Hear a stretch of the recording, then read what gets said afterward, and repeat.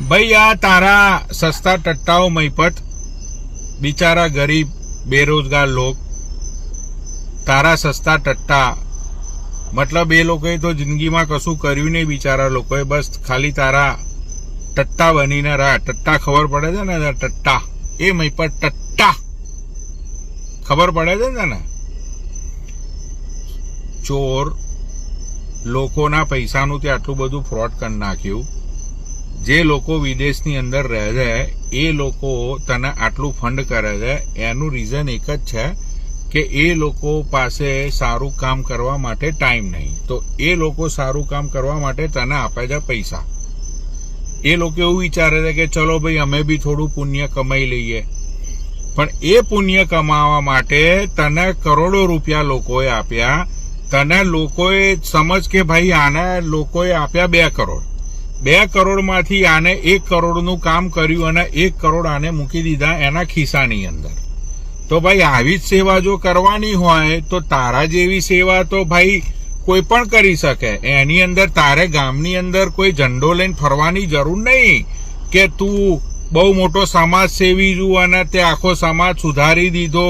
અને તે ઇન્ડિયન ઇકોનોમીને આટલો બૂસ્ટ આલી દીધો અને તું જાતનો વકીલ છું તું વકીલ તને તારી લેંગ્વેજ પરથી કોઈને લાગે ખરું કે તું વકીલ જેવું ભાઈ તું વકીલ તું કોઈ દિવસ કેસ લડ્યો જિંદગીની અંદર તને શાસન પ્રશાસન લો વકીલાત જજ આ બધું તને કોઈ નોલેજ છે ખરું તને નોલેજ હોત તો તું આ બધા કાળા કામ કરત જ નહીં તને કાયદાની બીક લાગત સમજો અને આ એ સિવાય આ જે આટલા બધા પૈસા લોકોના લઈ લીધા તને શરમ નહીં આવતી તું લવાલ ગામનો છું ને તારા ગામનું નામ બદલી નાખ લવાલની જગ્યાએ તારા ગામનું નામ છે ને તું લાયલા કરી દે લાયલા માલ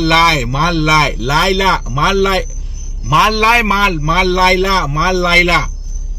એ નામ કરી દે ભાઈ તું તારા ગામનું ભાઈ